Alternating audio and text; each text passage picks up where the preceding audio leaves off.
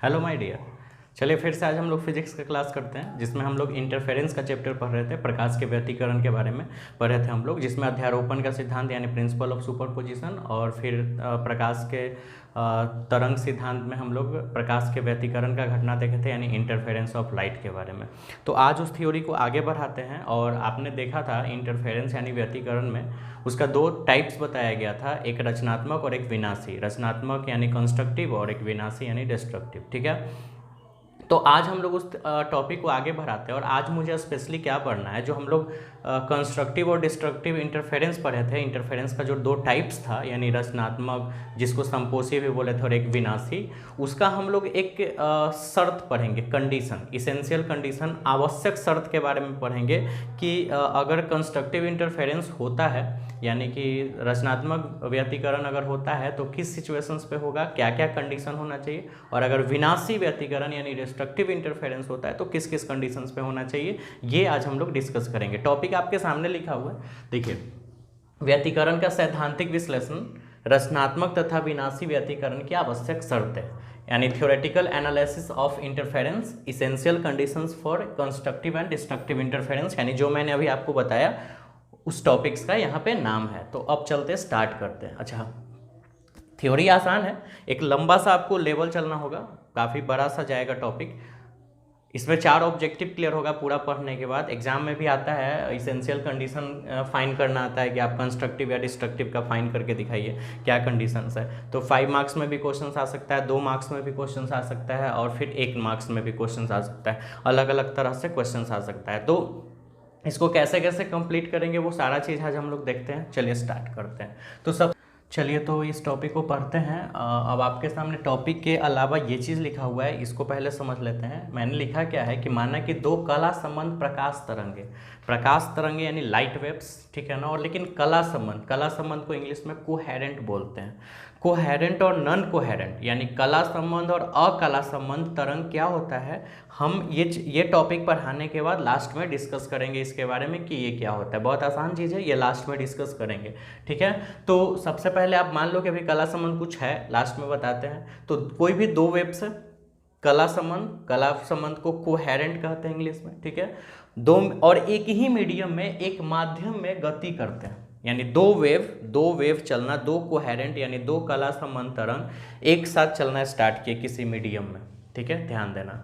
चलने के बाद तथा इनकी आयाम यानी एम्पलीट्यूड, आपने आयाम पढ़ा था कि अगर ये वेव चल रहा है तो इसका महत्तम ऊंचाई ये आयाम होता था, आयाम, ठीक है, जिसको ए से एम्पलीट्यूड इंग्लिश में बोलते हैं, इसलिए स्मॉल ए से इंडिकेट करते हैं। तो आयाम जो है वो ए है, ए दोनों का, यानी दो वेव चल रहे हैं, दो लाइट वेव्स है, दोनों लाइट वेव्स का आयाम यानी एम्पलीट्यूड जो है वो स्मॉल ए हम लोग माने हैं। और कोणीय वेग यानी एंगुलर वेलोसिटी, आपने 11th क्लास में कोणीय वेग पढ़ा था, एक रेखीय वेग एक कोणीय वेग, है ना।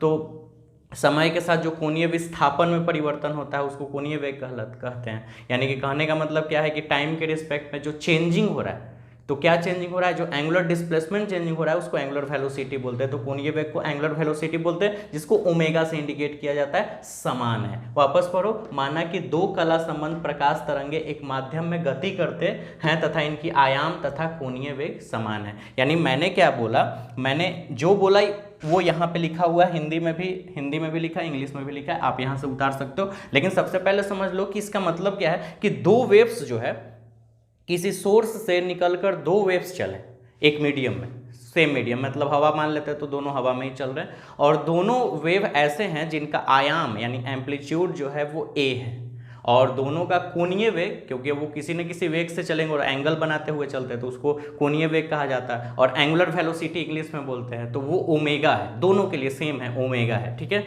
आगे तो उसके बाद क्या लिखे है, किसी क्षण टी समय में, मतलब मान लो एक टी समय है, तो उस टी समय में इसके द्वारा कणों का विस्थापन, कहने का मतलब ये है कि आप चलो मान लो दो वेव चले जिसका एम्पलीट्यूड सेम है, एंगुलर वेलोसिटी सेम है, लेकिन जब वो मीडियम में चलेंगे तो उस मीडियम के पार्टिकल को डिस्प्लेस करेंगे। आपने पढ़ा था कि मीडियम का जो पार्टिकल्स होता है, माध्यम का जो कण होता है, उसको वो ऊपर नीचे कर देते हैं, डिस्प्लेस कर देते हैं। तो वो डिस्प्लेस करेंगे तो उस डिस्प्लेसमेंट का इक्वेशन किस तरह से होगा वो यहाँ पे लिखा जाएगा। यानी कि कणों के विस्थापन को निम्नलिखित तरीके से लिखा जा सकता है, इसी को ट्रांसलेट करके इंग्लिश में यहाँ लिखा हुआ है, आप यहाँ से उतार सकते हो। ठीक है, समझ गए? एक बार और समझ लो, एक सोर्स है, उससे बहुत सारी वेव निकलेगी, हम कोई दो वेव्स को कंसीडर किया, दो वेव पे हम लोग सोच रहे हैं।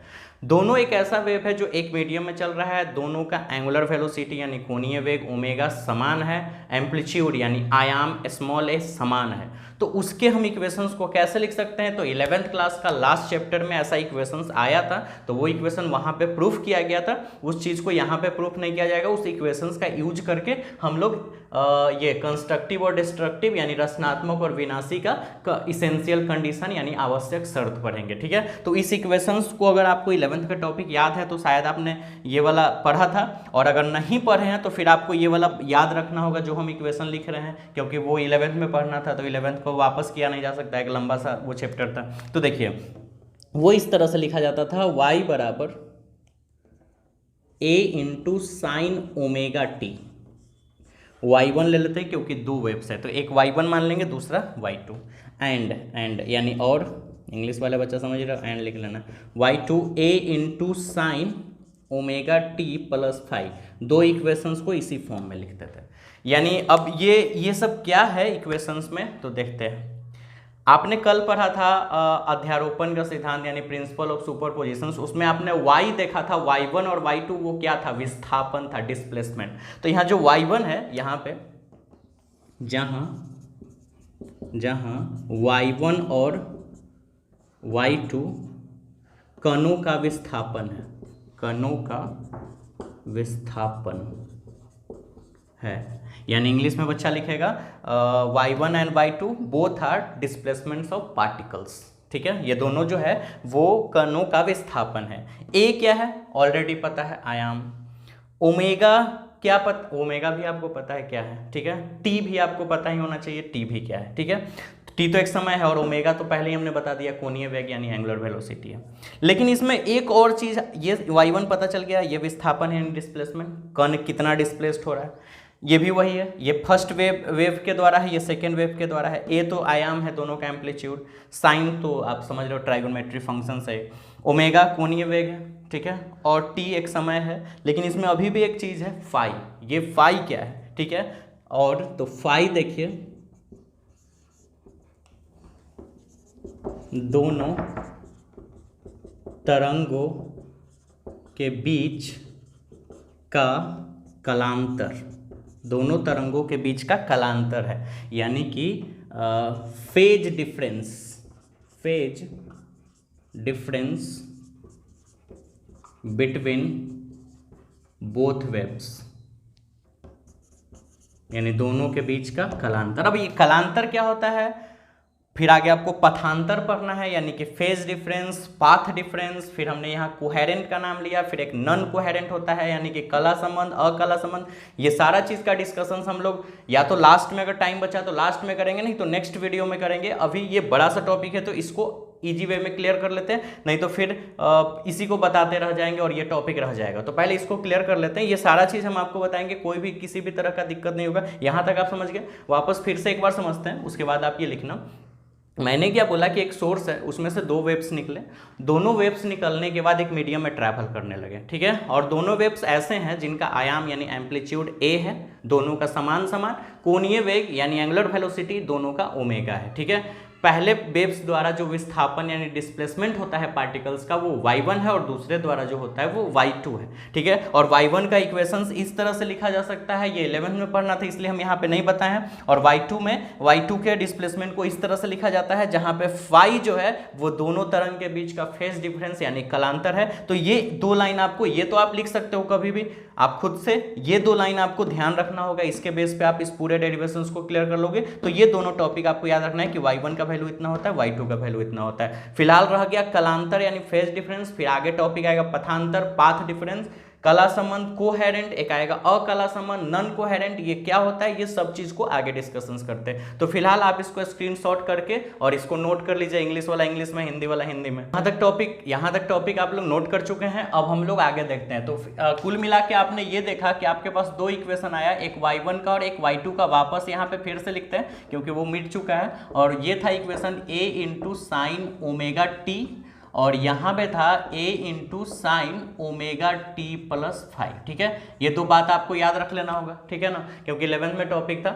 और अगर आपको बहुत ज़्यादा दिक्कत होगा तो आप कमेंट कीजिएगा, हम इसको साबित कर देंगे ये वाले फॉर्मूला को। अगर एक भी कर दे तो दूसरा आ जाएगा, हालांकि नहीं होना चाहिए क्योंकि 11th में हम आपको पढ़ाए थे। तो चलिए ये y1 और y2 हो गया। अब चलते हैं अध्यारोपण। आपने पढ़ा था अध्यारोपण का सिद्धांत, ठीक है। अध्यारोपण का सिद्धांत यानी प्रिंसिपल ऑफ सुपरपोजिशन, ठीक है। इंग्लिश वाला बच्चा अपना इंग्लिश लिख लेगा यहाँ से, हिंदी वाला हिंदी लिख लेगा, और के अनुसार लिख देते हैं, यानी अध्यारोपण के सिद्धांत के अनुसार, यानी अकॉर्डिंग टू प्रिंसिपल ऑफ सुपरपोजिशंस, ठीक है।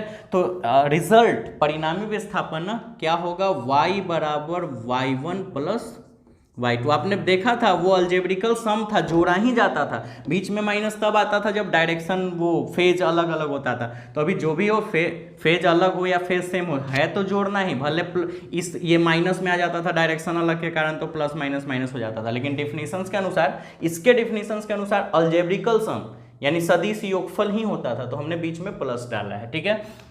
अच्छा, आप जल्दी से यहाँ भी फैक्टर लगा देते हैं, y1 यहाँ भी फैक्टर लगा सकते हैं, है ना। तो y1 बराबर कितना हो जाएगा, चलो a into sine omega T plus a into sine omega T plus 5। काफ़ी बड़ा टॉपिक है, आप इसको ध्यान से समझिएगा, पूरा ट्राइगोनोमेट्री का यूज किया गया है यहाँ पे, ठीक है। ये यहाँ से a कॉमन लेते हैं, तो बच जाएगा साइन ओमेगा टी या साइन ओमेगा टी प्लस 5। एक काम करते हैं, बड़ा वाला को आगे लिख देते हैं, छोटा वाले को पीछे। तो साइन ओमेगा टी प्लस 5 का स्टेप बड़ा ही लग रहा है, तो इसको आगे कर दिए, इसको पीछे, कोई फर्क नहीं पड़ेगा, 2 + 3 या 3 + 2। हाँ, फर्क तब पड़ जाता जब बीच में माइनस होता, ठीक है। तो ये आ गया। अच्छा, जब हम आपको क्या पढ़ा रहे थे, डिफरेंशिएशन नहीं, कंटिन्यूअस का चैप्टर आपको कंटिन्यूटी का पढ़ा रहे थे, डिफरेंशिएबिलिटी और कंटिन्यूटी। हाल फिलहाल में डिफरेंशिएशंस का जब चैप्टर स्टार्ट हुआ था, तो उससे पहले कंटिन्यूटी, तो उसमें हम आपको 4 गो फॉर्मूला बताए थे, है ना। और जब आप कंटिन्यूटी के बेस पर डिफरेंशिएशंस के क्वेश्चंस को बना रहे थे और उसका नाम था फर्स्ट प्रिंसिपल, प्रथम सिद्धांत के नियम से, तो हम आपको 4 फॉर्मूला बताए थे, आपको याद होगा। उसी में से एक फॉर्मूला हम यूज करेंगे, और वो फॉर्मूला ये था sine x plus sine y। तो इसका रिजल्ट होता था 2 into sine x plus y by 2 into cos x minus y by 2। ये होता था। अब देखो वही 4 फॉर्मूला में से एक फॉर्मूला है, तो चलो इसके बेस पर इसको हम तोड़ते हैं। चलो तोड़ा जाए, a साइन x, ये पूरा x हो गया, प्लस साइन y, ये पूरा y हो गया। फॉर्मूला बताइए क्या है, 2 साइन x प्लस वाई, तो x प्लस वाई तो जोड़ेंगे तो ओमेगा टी प्लस 5 में ओमेगा टी जोड़ के और 2 से डिवाइड, x प्लस वाई हो गया, इनटू कॉस ना, कॉस, और फिर x माइनस वाई घटाएंगे तो इसमें से इसको घटा दो, तो omega T plus 5 minus omega T अब बटा में 2, ठीक है। और ब्रैकेट बंद कर देते हैं, क्योंकि एक शुरू में आपने ब्रैकेट लिया था, क्योंकि a बाहर में है। तो वेक्टर a y बराबर a 2 इंटू साइन, ठीक है। हम ब्रैकेट हटा भी सकते हैं, क्योंकि सारा तो मल्टीप्लाई में ही है, बीच में प्लस उलस होता तो फिर दिक्कत हो सकता था, ब्रैकेट नहीं हटा सकता था। तो यहाँ देखो omega T plus omega T, 2 omega T plus 5/2, ठीक है। यहाँ पे क्या आएगा, ओमेगा टी कैंसिल हो जाएगा, बचेगा cos 5/2, ठीक है। अब एक काम करते हैं, छोटे छोटे को एक साथ रखते हैं, तो ये 2 और a मल्टीप्लाई होकर 2a हो जाएगा, ये भी स्मॉल दिख रहा है, तो cos 5/2 अरेंज कर दे रहे हैं, और इन भाई साहब को पीछे कर देते हैं, क्योंकि ये सब आगे आ गया, तो बच गया साइन। अच्छा, इसको पीछे लिखने से पहले एक सॉल्व भी कर लेते हैं। 2 ओमेगा t/2 अगर करेंगे तो सिर्फ ओमेगा t बच जाएगा, और 5/2 कर देते हैं। समझ रहे हो बात, यानी कि ये पीछे वो सॉल्व अलग अलग कर सकते हैं ना, इसके अपॉन ई और इसके अपॉन ई, तो 2 कट के ओमेगा टी बच जाएगा और इसके अपॉन 5/2 हो जाएगा। तो ये मेरे पास रिजल्ट आया कि y बराबर 2a into cos 5/2 into sine omega T plus 5/2, ठीक है। समझ के बाद अब जल्दी से यहाँ तक आप स्क्रीनशॉट ले लो, नोट्स करो, ठीक है, जल्दी से चलो अब आगे चलते हैं। तो ये तो आपने टॉपिक देख लिया कि y का वैल्यू इतना आ गया। अच्छा अगर हम मान लें, अब सोचो ये है y1 है विस्थापन यानी डिस्प्लेसमेंट, y2 है विस्थापन यानी डिस्प्लेसमेंट, ये दोनों विस्थापन यानी डिस्प्लेसमेंट है। जब आप ये दोनों को जोड़े होंगे तो रिजल्ट भी डिस्प्लेसमेंट ही आया है, विस्थापन ही आया। अध्यारोपण का सिद्धांत तो यही तो बताता है, डिस्प्लेसमेंट प्लस डिस्प्लेसमेंट, तो ऑलरेडी डिस्प्लेसमेंट, लेकिन रिजल्टेंट डिस्प्लेसमेंट, परिणामी विस्थापन, ये रिजल्ट आया लेकिन है तो ये डिस्प्लेसमेंट ही है, तो ये विस्थापन ही। अच्छा विस्थापन के कंडीशंस में क्या होता है कि साइन ओमेगा टी के अलावा जो भी चीज बचता है इसमें वो होता है आयाम यानी एम्पलीट्यूड। तो इसमें साइन ओमेगा टी के बाद ये जो था ये आपका आयाम था, यहां भी sine omega T plus five यानी साइन फंक्शंस के अलावा जो है वो इसमें क्या है, तो वो आयाम है यानी एम्पलीट्यूड है।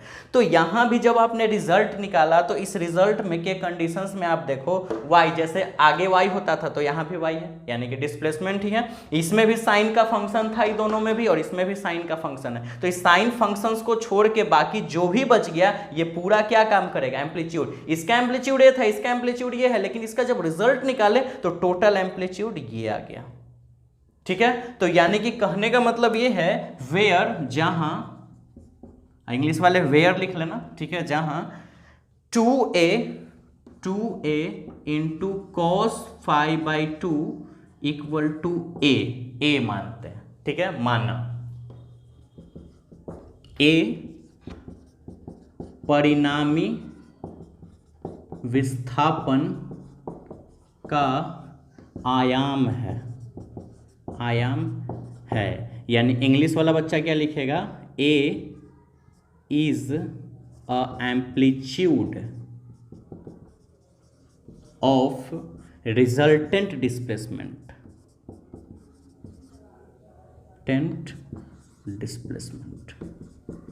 समझे बात? वापस फिर से एक बार समझो क्या मैंने बोला कि जब आप विस्थापन यानी डिस्प्लेसमेंट का इक्वेशन जनरेट करते हो तो साइन फंक्शंस के अलावा जो भी इस फंक्शन में बचा हुआ है वो एम्पलीट्यूड है।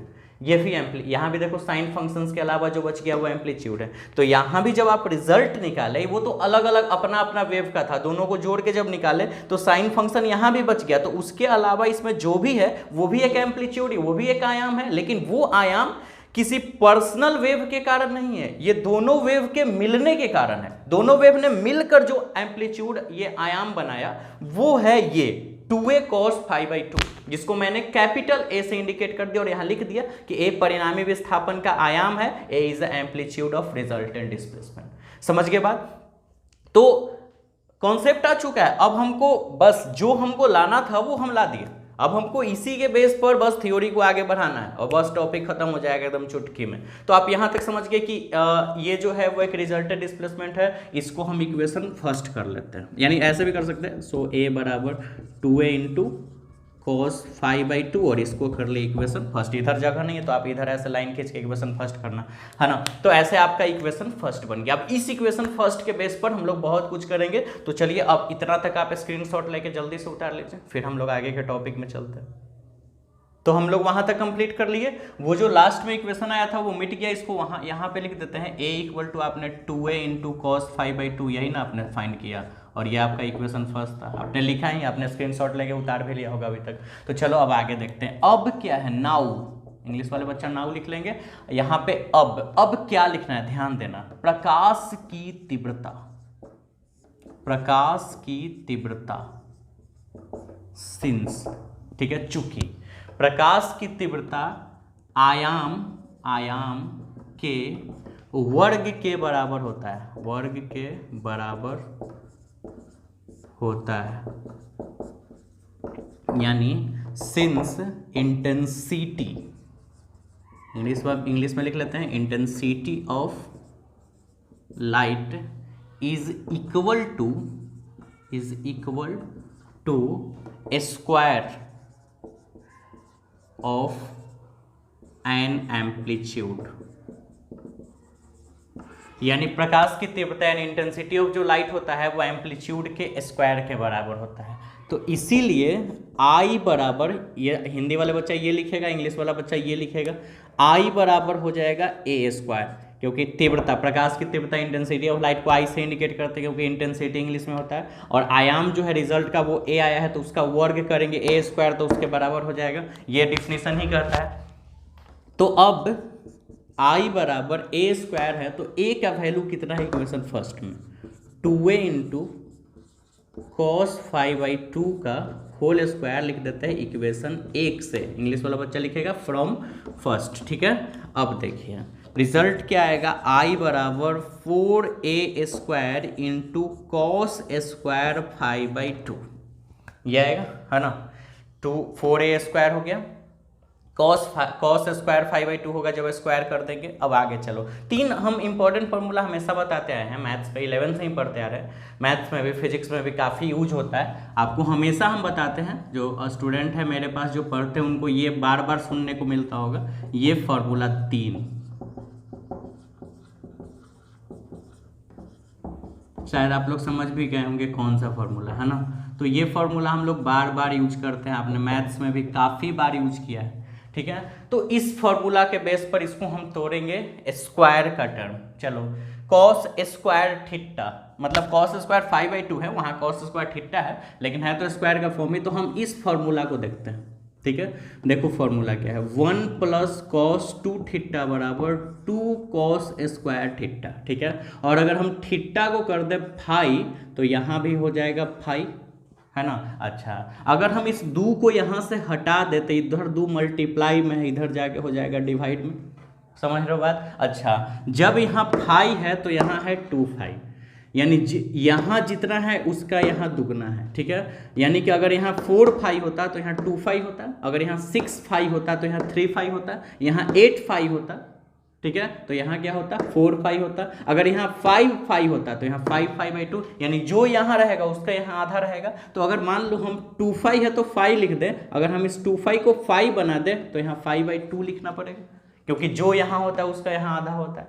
तो इसी तरह से cos स्क्वायर 5/2 का फॉर्मूला जनरेट हो गया। हम ऐसे काफ़ी बार आपको यूज करके मैथ्स वगैरह में बताए हैं। तो चलो यहाँ लिख देते हैं, i बराबर 4a square into cos square 5/2 को लिख सकते हैं 1 + cos 5/2 लिख सकते हैं। या आप अपना साइड में इसको नोट करके रखना, ठीक है, कैसे कैसे हमने तोड़ा है। अच्छा, अब जब ये रिजल्ट आ गया तो 4 कटेगा 2 से, 2 जा 4, i = 2a square into 1 + cos 5, और ये मेरा रिजल्ट आया। और इसी से मुझे इसेंशियल कंडीशन, आवश्यक शर्त प्राप्त करना है कंस्ट्रक्टिव और डिस्ट्रक्टिव इंटरफेरेंस, यानी रचनात्मक और विनाशी व्यतिकरण का आवश्यक शर्त प्राप्त कर लेना है हमको। तो ये आप यहाँ तक समझ गए होंगे, किसी तरह का आपको दिक्कत नहीं होगा, बहुत सिंपल वे में इसको डिराइव किया गया है। तो आप ये समझ गए। अब इसके आधार पर हम लोग चलते हैं पहला नंबर टॉपिक, ठीक है, किसके लिए, तो रचनात्मक व्यतिकरण के लिए, ठीक है, यानी फॉर कंस्ट्रक्टिव इंटरफेरेंस। चलिए, रचनात्मक व्यतिकरण के लिए हम लोग चलते हैं, फिर विनाशी के लिए चलेंगे। अच्छा, सबसे पहले एक बात बताओ, I बराबर I, प्रकाश की तीव्रता किन बातों पे निर्भर कर रही है? 2 पे तो निर्भर नहीं करेगी, क्योंकि 2 तो इसमें फिक्स है, कांस्टेंट वैल्यू है। A पे भी डिपेंड नहीं करेगी, क्योंकि A भी दोनों जो आप वेव दोगे उस वेव का शुरू में जो एम्पलीट्यूड है वो बाद में भी एम्पलीट्यूड रहेगा, तो वो A भी तो फिक्स है। 1 भी तो एक नंबर है, लेकिन cos 5 ये अलग हो सकता है, कारण cos का वैल्यू अलग अलग हो सकता है। cos का वैल्यू 1 हो सकता है, cos का वैल्यू 1/2 हो सकता है, √3/2 हो सकता है, 1/√2 हो सकता है, बहुत सारे वैल्यू हो सकते हैं, अनलिमिटेड वैल्यू हो सकते हैं, है ना। आपको बताइए वैल्यू इसका, यानी +1 से लेके -1 तक इसका वैल्यू हो सकता है। तो +1 और -1 के बीच में बहुत सारे नंबर आते हैं, आपको बताइए। +1 और -1 के बीच में थोड़ा बहुत नंबर थोड़ा है, 0 है, 0.1, 0.2, 0.3, 0.4, 0.5, 0.6, 0.111, 0.112, 0. मतलब अनलिमिटेड नंबर्स है, बहुत सारे वैल्यू हो सकते हैं, ठीक है। तो cos का वैल्यू चेंज हो सकता है। आई का वैल्यू तभी चेंज होगा जब इसका वैल्यू चेंज होगा, क्योंकि ये सब तो फिक्स है, 2 फिक्स है, ए फिक्स है, 1 फिक्स है, ये तो फिक्स ही होगा, 2 2 ही रहेगा हमेशा इक्वेशन में, ए जो है वो तो गिवन रहेगा, वो तो अलग चीज़ है, 1 है ही, लेकिन एंगल अलग अलग एंगल आ सकते हैं, और अगर एंगल चेंज आएगा जैसे cos 0 डिग्री तो कुछ और वैल्यू, cos 30 डिग्री तो कुछ और वैल्यू, यानी cos अपने एंगल पे डिपेंड करता है कि 0 है कि 1 है डिग्री की 2 डिग्री की 3 डिग्री, और इसमें एंगल क्या है फाई, यानी ये आई जो है वो cos फाई पे डिपेंड करता है, और cos फाई किस पे डिपेंड करता है, तो फाई पे। समझ लो बात, आई किस पे डिपेंड कर रहा है, cos फाई पे, क्योंकि ये सब फिक्स है, और cos फाई किस पे डिपेंड कर रहा है, तो फाई पे डिपेंड कर रहा है, और फाई क्या है, तो कलांतर है, फेज डिफरेंस, फेज डिफरेंस क्या है वो आगे हम डिस्कस करेंगे, ठीक है। अभी आप समझ लो कि वो एक एंगल, एक कोण है, ठीक है। तो चलो ये समझ गए। अच्छा, रचनात्मक व्यतिकरण के लिए, रचनात्मक व्यतिकरण के लिए प्रकाश की तीव्रता महत्तम होनी चाहिए। आपने देखा था कि रचनात्मक व्यतिकरण कंस्ट्रक्टिव इंटरफेरेंस में दो वेव ऐसे मिलके एक लार्ज वैल्यू दिए थे, है ना, तो वहां पे पहले एम्पलीट्यूड इतना बड़ा था, और जब दो वेव ऐसे ऐसे मिलते हैं तो फिर बड़ा वैल्यू देते हैं, तो इसका एम्पलीट्यूड और अब का एम्पलीट्यूड, आप सोचो एम्पलीट्यूड बढ़ गया। और प्रकाश की तीव्रता मैंने बताया कि प्रकाश की तीव्रता जो होता है वो आयाम के वर्ग के बराबर होता है। तो अगर मान लो पहले, ध्यान देना, पहले अगर आयाम 2 था तो तीव्रता 4 रहा होगा, 2 का स्क्वायर, लेकिन अगर आयाम बढ़ गया, 2 से 3 हो गया तो तीव्रता 9 हो गया होगा, तो तीव्रता भी बढ़ा होगा। अच्छा, लेकिन ये कंस्ट्रक्टिव में, डिस्ट्रक्टिव में क्या हो जाता था, छोटा छोटा। तो यानी कि कहने का मतलब यह है कि कंस्ट्रक्टिव रचनात्मक व्यतिकरण में एक बात तो पक्का है कि आयाम जब बड़ा हो जाता था, बड़ा वेव का निर्माण हो जाता था, तो जब आयाम बड़ा हो रहा है तो तीव्रता भी, प्रकाश की तीव्रता यानी इंटेंसिटी भी मैक्सिमम होना चाहिए, यानी intensity of light should be maximum, ये महत्तम होनी चाहिए। रचनात्मक व्यतिकरण तभी हो सकता है जब प्रकाश की तीव्रता महत्तम होगी, समझ रहे हो। कंस्ट्रक्टिव इंटरफेरेंस का मतलब क्या है, कंस्ट्रक्टिव इंटरफेरेंस तब होता था जब एम्पलीट्यूड बड़ा हो जाता था, आयाम बड़ा हो जाता था। देखे थे ये फिगर मिल के बड़ा बनाता था, और बड़ा बनने का मतलब ये है कि ऑलरेडी प्रकाश की तीव्रता, इंटेंसिटी ऑफ लाइट बढ़ेगा, कारण क्योंकि जब आयाम बढ़ रहा है तो आयाम पे ही प्रकाश की तीव्रता यानी एम्पलीट्यूड पे ही इंटेंसिटी ऑफ लाइट डिपेंड करता है, वो भी बढ़ेगा। तो अब आप सोचो कि जब आपने प्रकाश की तीव्रता, इंटेंसिटी का वैल्यू आपने आई लाया, तो इस आई का वैल्यू मैक्सिमम आना चाहिए, बड़ा से बड़ा, ज्यादा से ज्यादा, जितना ज्यादा आएगा, सबसे मैक्सिमम वैल्यू अगर आ जाएगा तभी कंस्ट्रक्टिव हो पाएगा, और अगर मिनिमम वैल्यू आ जाए तो डिस्ट्रक्टिव हो जाएगा। तो इस इंटेंसिटी को मैक्सिमम होने के लिए देखो cos फाई का वैल्यू कितना होना चाहिए, तो cos फाई का वैल्यू 1 होना चाहिए। नहीं समझे, cos का मैक्सिमम वैल्यू कितना होता है, cos का वैल्यू जो रेंज है आपका -1 से +1 होता है। आप cos में कभी भी 1 से ज्यादा आंसर लाए हो क्या, ला के दिखा दो तो जाने। cos 0 30 degree, 45 degree, 180 degree, 500 degree, कितनों cos कितना भी डिग्री कर लो, -1 से लेके +1 के बीच में ही वैल्यू रह जाता है, उससे ज्यादा नहीं जाता है। तो cos का सबसे मैक्सिमम वैल्यू जो है वो 1 है, और सबसे मिनिमम वैल्यू जो है वो -1 है। तो -1 से छोटा वैल्यू तुम कितना भी डिग्री लाके देख लो, तुम्हारे पास मोबाइल है, कैलकुलेटर निकालो, तुम एंगल डाल के cos साइन में देख लो, कितना भी बड़ा कितना भी छोटा। तुम -1 से कम वैल्यू नहीं ला सकते हो, +1 से ज्यादा नहीं। 11th में आपने ट्राइगोनोमेट्री में ये पढ़ा था कॉन्सेप्ट पूरा, ठीक है। तो cos फाई का वैल्यू, हमने क्या बोला कि आई का वैल्यू cos फाई पे डिपेंड करता है, और हमने यहां क्या समझाया कि रचनात्मक व्यतिकरण कंस्ट्रक्टिव इंटरफेरेंस के लिए, ठीक है, कंस्ट्रक्टिव इंटरफेरेंस तभी होता है जब एम्पलीट्यूड बड़ा हो जाता है। कैसे, जब दो वेव जाके सुपरपोज्ड होते थे पॉइंट पे, तो अध्यारोपण के सिद्धांत के अनुसार एक बड़ा वो रिजल्ट देते थे। जैसे हमने यहाँ बनाया, दो वेव गया फिर बड़ा देता था, और डिस्ट्रक्टिव में छोटा देने लगता था बाद में मिलने के बाद। तो अगर बड़ा आयाम दे रहा है तो तीव्रता ज्यादा होना चाहिए।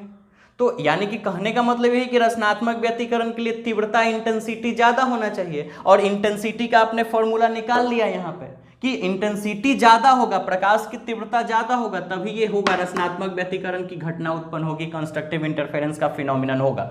लेकिन आखिर मैक्सिमम होगा कब? तो मैक्सिमम कब होगा? तो cos फाई का वैल्यू 1, क्योंकि इसको मैक्सिमम होने के लिए जब ये मैक्सिमम होगा तभी ये होगा, और ये मैक्सिमम तभी हो सकता है जब इसका वैल्यू मैक्सिमम हो जाए, क्योंकि ये सब तो फिक्स है, तो आई इसी पे डिपेंड करता है, और इसका सबसे मैक्सिमम वैल्यू क्या होता है? 1।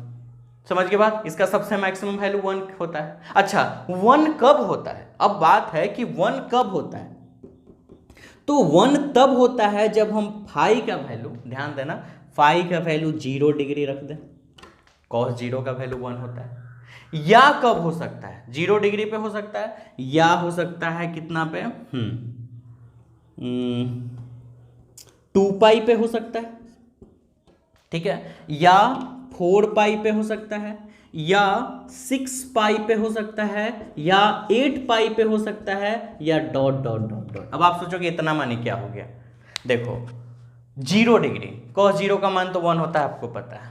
cos 360, 2 पाई मतलब 1 पाई मतलब 180, cos 360 हम आपको 90 × n + थीटा पे निकालने के लिए बताए हैं, या तो आपके पास मोबाइल है, कैलकुलेटर है, सीधा सा बात, आप cos 360 का वैल्यू निकालो, देखो कितना आता है, 1 ही आएगा पक्का।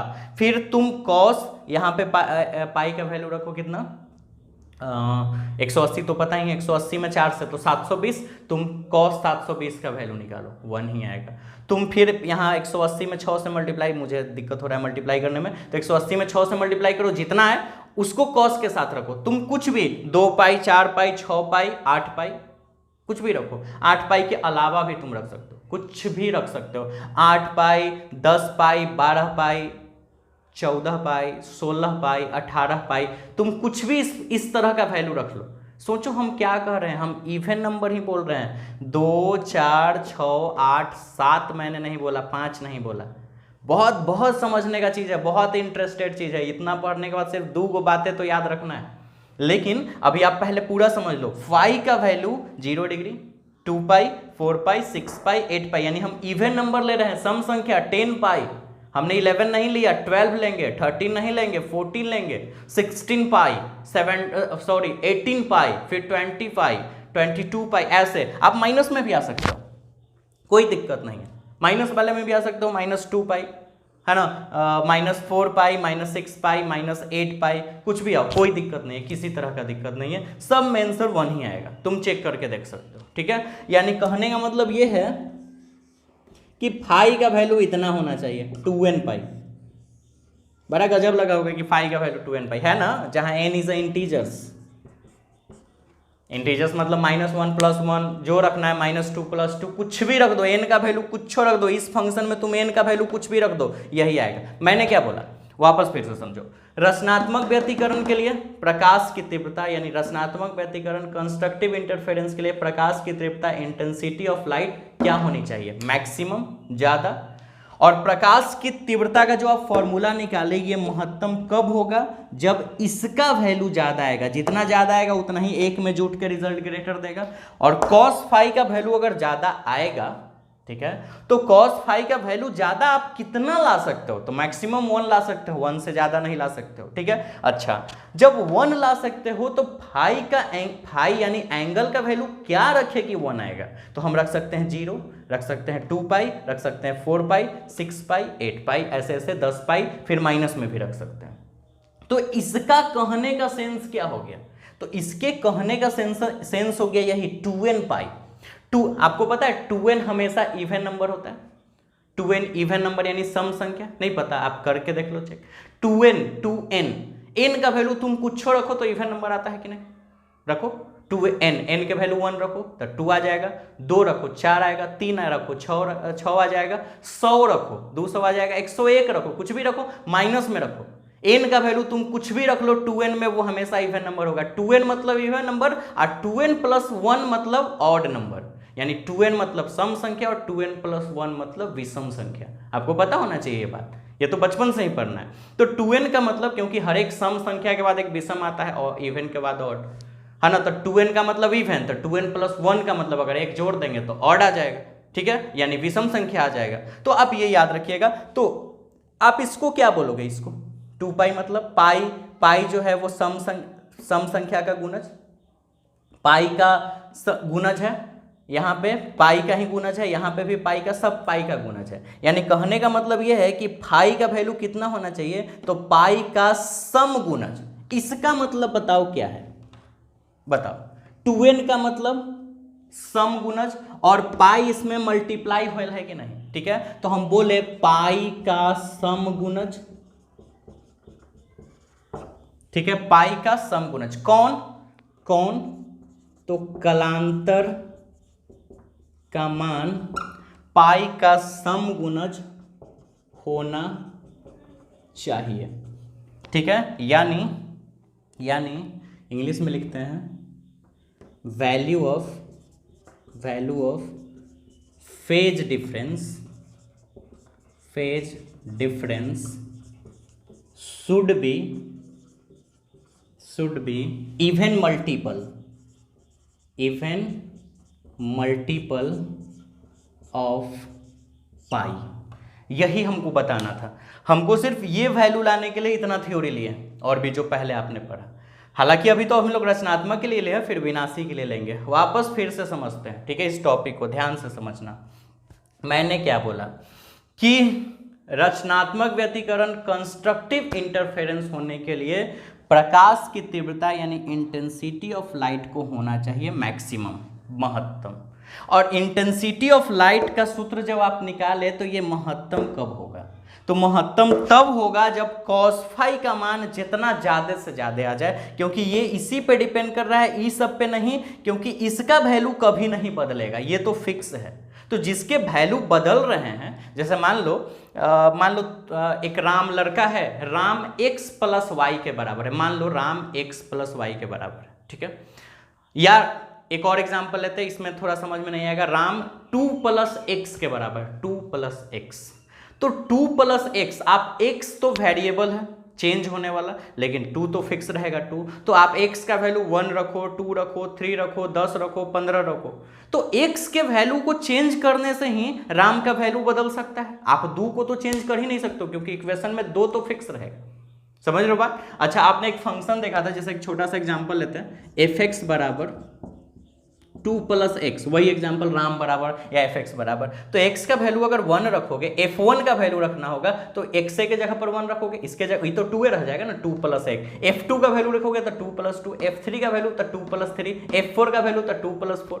तो 2 रह जाएगा, वो तो फिक्स है, उस पर तो डिपेंड नहीं करेगा फंक्शन का वैल्यू, लेकिन x पे बदलेगा, क्योंकि अगर x का वैल्यू चेंज होगा तो फंक्शन का रिजल्ट भी चेंज हो जाएगा। तो यही चीज है कि रचनात्मक व्यतिकरण कंस्ट्रक्टिव इंटरफेरेंस के लिए हमको चाहिए प्रकाश की तीव्रता इंटेंसिटी ऑफ लाइट को मैक्सिमम होना, और मैक्सिमम होने के लिए इंटेंसिटी का जब सूत्र निकाले तो मैक्सिमम तभी हो सकता है जब cos फाई का भी मान मैक्सिमम हो जाए। और cos फाई का मान मैक्सिमम होता कितना है, तो 1 से ज्यादा मैक्सिमम वैल्यू नहीं होता है cos का, ये तो आपका नॉर्मल सेंस का बात है, पता ही है। और cos फाई का मान 1 तब होगा जब फाई का मान 0 हो जाए। सिर्फ 0 पे नहीं, और भी नंबर्स हो सकते हैं, 2 पाई, 4 पाई, 6 पाई, 8 पाई, -2 पाई, -4 पाई, कुछ भी है ना, कुछ भी, वो सब पे ये वैल्यू 1 आएगा। और जब 1 आएगा तो ये मैक्सिमम हो जाएगा, यानी कि हर एक कंडीशंस पे या माइनस वाले कंडीशंस पे ही ये फिनोमिनन प्रोड्यूस्ड हो जाएगा, रचनात्मक व्यतिकरण कंस्ट्रक्टिव इंटरफेरेंस का फिनोमिनन प्रोड्यूस्ड हो जाएगा, ठीक है। लेकिन हम इतना सारे चीज को हम एक वर्ड में अगर लिखना चाहे तो कैसे लिखे, तो हमने इसको 2n पाई लिख दिया। कैसे? और n का वैल्यू लिख दिया इंटीजर्स। जैसे n का वैल्यू अगर हम 1 जी, पहले n का वैल्यू 0 से रखना स्टार्ट करते हैं, तो n का वैल्यू 0 रखे तो पूरा 0, n का वैल्यू 1 रखे तो देखो 2 पाई आ जाएगा, n का वैल्यू 2 रखो 4 पाई, n का वैल्यू 3 रखो 6 पाई, 4 रखो 8 पाई, इसी तरह जो भी रख लो, माइनस में रख लो तो -2 पाई, -4 पाई आ जाएगा। तो बताओ इस सब को एक ही बार में शो कर दिया गया कि नहीं, पाई बराबर 2n पाई। और 2n पाई का मतलब क्या हुआ, तो 2n का मतलब सम संख्या यानी इवन नंबर, और पाई उसमें गुना किया हुआ है, तो पाई का सम गुणज, ध्यान देना सम संख्या है, तो पाई का सम गुणज, पाई का सम गुणज यानी इवन मल्टीपल ऑफ पाई। पाई का समगुणज। तो पाई का समगुणज कौन? तब फाई, फाई मतलब कलांतर, तो कलांतर जो है वो पाई का समगुणज होना चाहिए, यानी फेज डिफरेंस जो होना चाहिए, फेज डिफरेंस वो पाई का इवन मल्टीपल होना चाहिए। यही चीज हमने लिखा कि कलांतर का मान पाई का समगुणज होना चाहिए, value of phase difference should be even multiple of pi. यानी रचनात्मक व्यतिकरण कंस्ट्रक्टिव इंटरफेरेंस होने का सबसे पहला कंडीशन यही है कि ये फिनोमिनन तभी प्रोड्यूस्ड हो सकता है जब कलांतर यानी फेज डिफरेंस का मान क्या होना चाहिए? तो पाई का समगुणज होना चाहिए या इवन मल्टीपल ऑफ पाई होना चाहिए। क्वेश्चन 5 नंबर में भी आ सकता है। अभी ये खत्म नहीं हुआ, अभी शुरुआत हुआ, अभी और भी आगे चीज पढ़ना है, ठीक है। और ऑब्जेक्टिव क्वेश्चंस में आ जाएगा। सबसे पहले क्वेश्चन पूछेगा, आप बताओ कि कंस्ट्रक्टिव इंटरफेरेंस यानी रचनात्मक व्यतिकरण के होने की आवश्यक शर्तें क्या है, और 4 गो इस तरह से ऑप्शन दे देगा। तो आपको आंसर पता होना चाहिए कि पाई का समगुणज यानी इवन मल्टीपल ऑफ पाई, ठीक है, ये हो जाएगा। और कौन होना चाहिए? इवन मल्टीपल ऑफ पाई यानी पाई का समगुणज कौन? तो कलांतर यानी फेज डिफरेंस। फेज डिफरेंस जो होना चाहिए वो इवन मल्टीपल ऑफ पाई होना चाहिए, यानी कलांतर का मान पाई का समगुणज होना चाहिए, ठीक है। तो इस तरह से आप स्क्रीनशॉट लेके जल्दी से इसको उतार लो। हम लोग रचनात्मक पढ़ लिए, अब विनाशी व्यतिकरण में चलेंगे। आप ये उतार दिए, इस साइड का मैंने छोड़ दिया है क्योंकि अभी तो रचनात्मक हुआ, अभी विनाशी का बाकी है। तो ये साइड का आपने उतारा था, और अभी जो हम वापस आपको बता रहे हैं तो आप यही साइड का उतारना। ये सब तो आप पहले से लिखे हुए। और वो क्या है? दूसरा नंबर क्या है? विनाशी, विनाशी व्यतिकरण के लिए, यानी फॉर डिस्ट्रक्टिव इंटरफेरेंस। अच्छा, कुछ बताने का जरूरत नहीं है, आपको पहले ही पता है कि रचनात्मक में मैंने क्या लिखा कि प्रकाश की तीव्रता होनी चाहिए महत्तम, मैक्सिमम, या होना चाहिए मिनिमम यानी न्यूनतम। प्रकाश की तीव्रता आपने देखा था, वो मिलने के बाद 2 वेव्स ऐसे मिले थे और डिफरेंट फेज में मिले थे ना, और फिर रिजल्ट छोटा छोटा दिया था, ठीक है। तो प्रकाश की तीव्रता शून्य भी हो सकता है ना, अगर दोनों सेम है तो शून्य कर देगा। जैसे y1 माइनस y2 सूत्र आया था, दोनों का अगर 5 वैल्यू होता तो 0। हालांकि अलग अलग रहे तो फिर दूसरा कुछ वैल्यू आ सकता है, लेकिन मिनिमम ही आएगा क्योंकि घटेगा। शून्य भी हो सकता है किसी सिचुएशंस में। तो प्रकाश की तीव्रता न्यूनतम होनी चाहिए। इसके लिए प्रकाश की तीव्रता न्यूनतम होनी चाहिए, यानी intensity of light should be minimum, है ना, तो कम होनी चाहिए। अच्छा, कैसे कम होगा? प्रकाश की तीव्रता का सूत्र निकाल चुके, और इसी सूत्र के बेस पर हम लोग कंडीशन फाइंड कर रहे हैं कि ये अब मैक्सिमम कब, मिनिमम कब होगा। तो ऑलरेडी जब हमने बोला था कि फाई मैक्सिमम तब होगा जब ये मैक्सिमम होगा, तो ये मिनिमम कब होगा? तो ये जब ये मिनिमम होगा, ठीक है, यानी कॉस फाई मिनिमम होनी चाहिए। कॉस फाई का वैल्यू मिनिमम होना चाहिए, और कॉस फाई का वैल्यू मिनिमम होता क्या है? तो -1 से छोटा वैल्यू आप नहीं ला सकते हो कॉस में। और ये वैल्यू -1 कब आता है? तो ध्यान देना, जब फाई का वैल्यू 180 रहे। कॉस 180 का मान -1 होता है, आपने देखा भी है पहले। तो पाई रहे, या और भी कंडीशन पे हो सकते हैं, 3 पाई रहे, 5 पाई रहे, अच्छा 7 पाई रहे, और उसके बाद 9 पाई रहे, और इसी तरह 11 पाई। समझ रहे हो ना बात? 11 पाई ऐसे बढ़ते चल जाएगा, और इधर भी अनलिमिटेड वैल्यू। इसको अगर एक बार में लिखना हो तो लिख सकते हैं फाई। अच्छा, वहाँ पे 2n लिखे थे, और यहाँ 2n + 1 लिखेंगे क्योंकि वहाँ इवन मल्टीपल था, यहाँ ऑड मल्टीपल है। चेक करके देखो ना, n का वैल्यू अगर, और इंटू पाई ना, जैसे वहाँ 2n पाई लिखे थे, यहाँ 2n की जगह 2n + 1 लिखे हैं क्योंकि वहाँ इवन मल्टीपल था, यहाँ ऑड मल्टीपल। देखो सब ऑड नंबर है, विषम संख्या, 3, 5, 7, 9, ठीक है। तो इसलिए 2n + 1 इंटू पाई लिखे, यानी कि बताओ वहाँ पे आपने क्या लिखा कि कलांतर का मान पाई का समगुणज होना चाहिए। ध्यान देना, हिंदी वाले बच्चे पहले, कलांतर का मान पाई का समगुणज होना चाहिए, ठीक है। यहाँ पे आपने क्या लिखा कि कलांतर का मान पाई का विषम गुणज होना चाहिए, बस थोड़ा सा अंतर है। वहाँ कलांतर का मान पाई का समगुणज, और यहाँ पे कलांतर का मान पाई का विषम गुणज। फिर इंग्लिश मीडियम वाले बच्चे कैसे देखेंगे कि यहाँ पे फेज डिफरेंस का मान वहां पे, सॉरी पहले वहां चलते, फेज डिफरेंस का मान वहां पे इवन मल्टीपल ऑफ पाई, और यहाँ पे phase difference odd multiple of pi, वहां इवन मल्टीपल ऑफ पाई, यहाँ ऑड मल्टीपल ऑफ पाई, यानी बस थोड़ा सा अंतर है, वहां इवन मल्टीपल, यहाँ ऑड मल्टीपल, वहां सम गुणज, यहाँ पे विषम गुणज, ठीक है, बाकी सब चीज अलग है। और जहां n क्या है, इंटीजर्स, आप n का वैल्यू कुछ भी रख के देख लो, यही सब आएगा, माइनस में भी आ सकता है, ठीक है। तो ये हो गया, यानी कि क्या भाई इसको बोलते हैं, कलांतर का मान पाई का विषम गुणज होनी चाहिए, ठीक है, यानी value of phase difference should B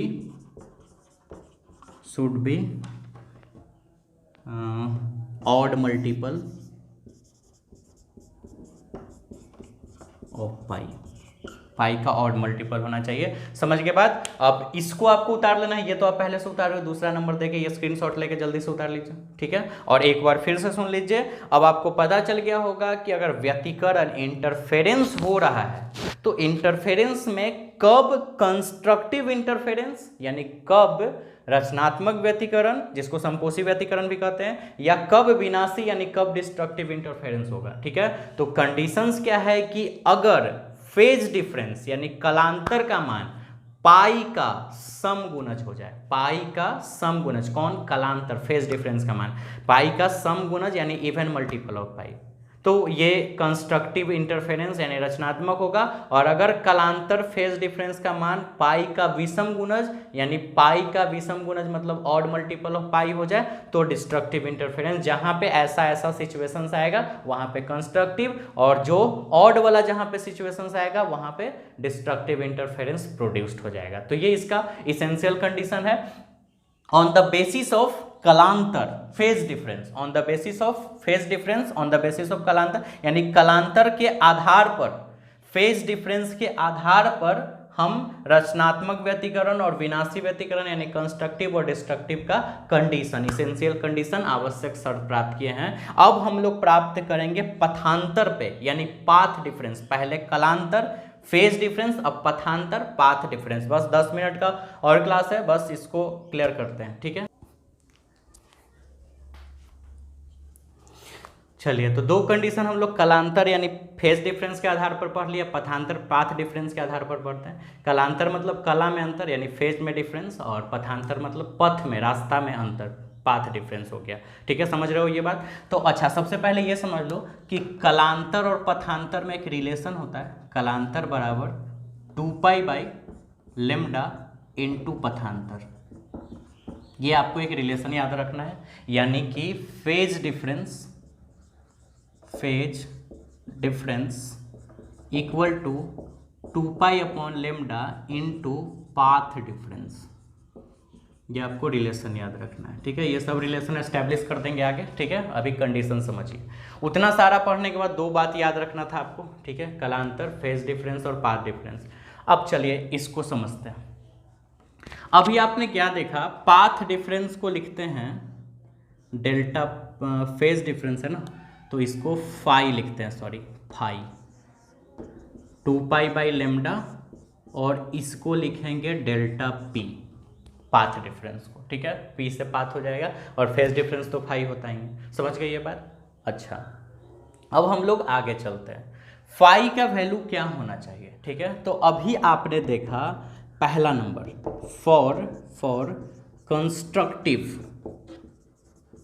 for constructive interference, यानी कि रचनात्मक व्यतिकरण के लिए। और आपने ये देखा कि रचनात्मक व्यतिकरण में फाई का वैल्यू कितना होना चाहिए, अभी तो पढ़े थे 2n π, ये होना चाहिए, ठीक है। तो इसीलिए इसको अगर हम यहाँ बैठाए, फाई के जगह लिख दे 2n π, ठीक है, equal to 2π by lambda into delta P, ठीक है। तो हम यहाँ से डेल्टा पी का वैल्यू निकाल सकते हैं, जैसे फाई का वैल्यू निकाला था। चलो सॉल्व करते हैं। पहला बात तो 2 और पाई कट जाएगा, ठीक है। बचेगा कितना, एन बचेगा, और बच जाएगा लेमडा पी और बटा में डेल्टा पी बटा लेमडा। डेल्टा पी ऊपर बच गया, नीचे लेमडा बच गया। बाई क्रॉस मल्टीप्लीकेशंस कर देते हैं, तो डेल्टा पी बराबर एन लेमडा बच गया, ठीक है। अच्छा, एन लेमडा, इसको थोड़ा अब देखो 2n का मतलब तो होता है इवन नंबर, सम संख्या। 2n + 1 का मतलब होता है ऑड नंबर यानी विषम संख्या।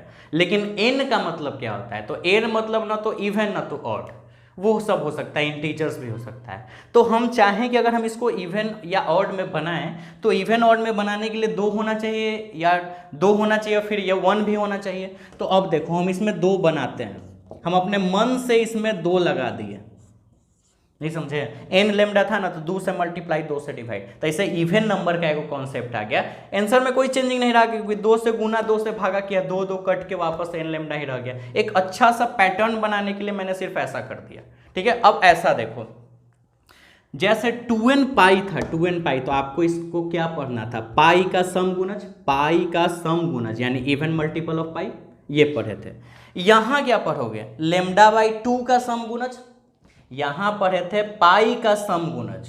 2n का मतलब सम और गुना हुआ तो गुणज, तो पाई का सम गुणज, यहां लेमडा बाई 2 का सम गुणज। अच्छा, यानी इवन मल्टीपल ऑफ पाई, यहां even multiple of lambda by 2।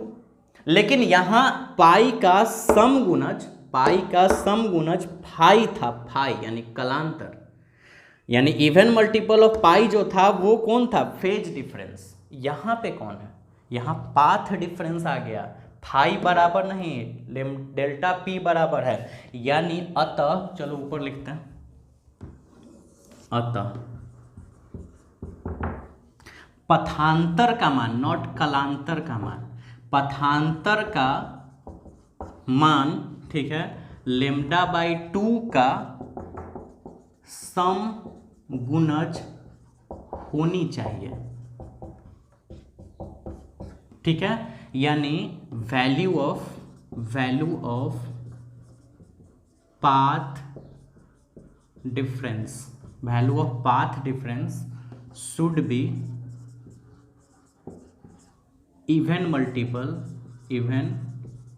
Multiple of lambda by 2। समझ रहे हो बात।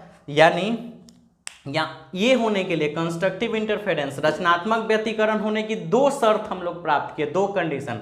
पहला ये जो आपने पहले किया था, और दूसरा ये लैंग्वेज में लिखा हुआ है, यानी कि हिंदी वाले समझो, रचनात्मक व्यतिकरण के लिए कलांतर का मान पाई का सम गुणज होना चाहिए, और पथांतर का मान लेमडा बाई 2 का सम गुणज होना चाहिए, ठीक है। अच्छा, इंग्लिश वाले बच्चा क्या है कि कंस्ट्रक्टिव इंटरफेरेंस के लिए पाथ फेज डिफरेंस का value even multiple of pi, path difference का value even multiple of lambda by 2, ठीक है। ये 2 कंडीशन हो गया इसका, ये तो हो गया कंस्ट्रक्टिव के लिए।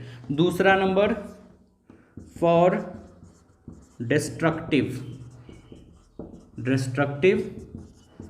इंटरफेरेंस, ठीक है, यानी कि विनाशी व्यतिकरण के लिए।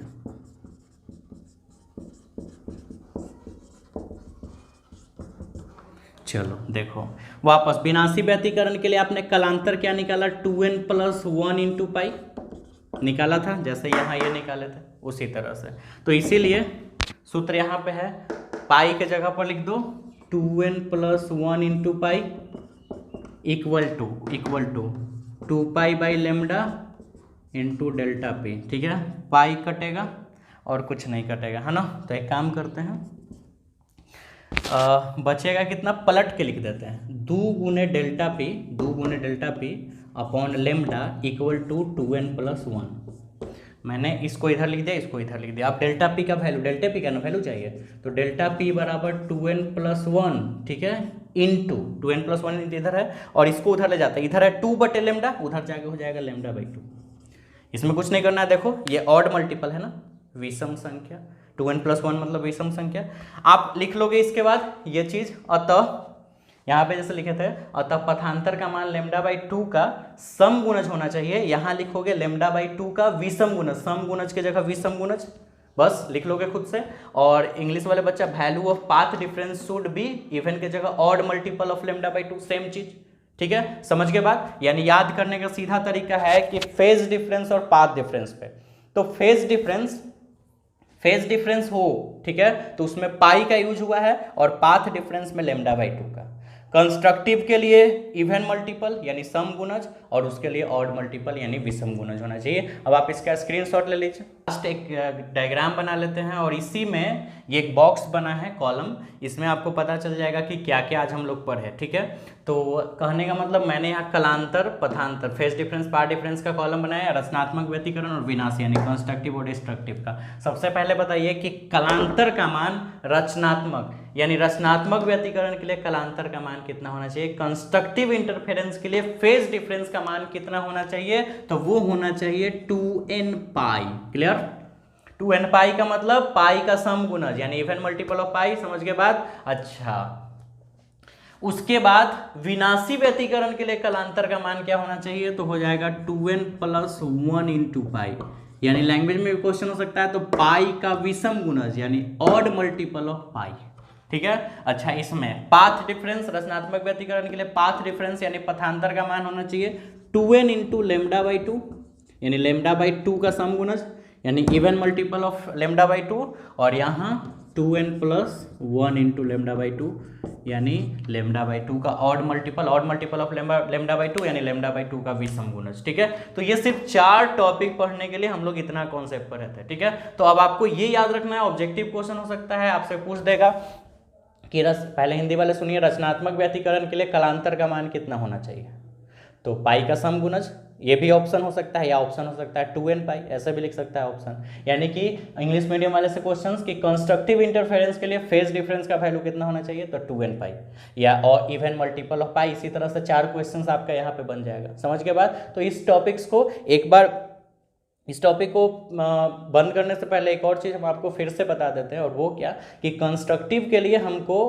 प्रकाश की तीव्रता यानी इंटेंसिटी ऑफ लाइट मैक्सिमम होना चाहिए, और मैक्सिमम के लिए cos phi मैक्सिमम होना चाहिए, और तब जाके ये सब फाइंड हुआ है। और डिस्ट्रक्टिव के लिए मिनिमम होना चाहिए इंटेंसिटी, और इंटेंसिटी मिनिमम होने के लिए cos phi का वैल्यू -1 होना चाहिए। -1 होने के लिए क्या क्या शर्त था, तो ये शर्त था ये वाला, और इस तरह से आपने पूरा कहानी देखा, ठीक है। तो अब आप इसका स्क्रीनशॉट ले लो। कुछ क्वेश्चंस कोहेरेंट, नॉन कोहेरेंट बच गया है, लेकिन काफ़ी लंबा टॉपिक है और थोड़ा सा कॉम्प्लेक्स भी है, तो इसको आप अच्छे से पढ़िए, अच्छे से देखिए। हम बार बार रिपीट करके बताए हैं, फिर अगले क्लास में जो बाकी जो हम बोले थे लास्ट में बताने के लिए वो आज नहीं हो पाएगा, अगले वीडियो में हम करेंगे, ठीक है। Thank you for watching this video, और नीचे में आपका लाइक का बटन है, थोड़ा लाइक जरूर दबा दीजिए, कमेंट भी कर दीजिए, ठीक है। Thank you.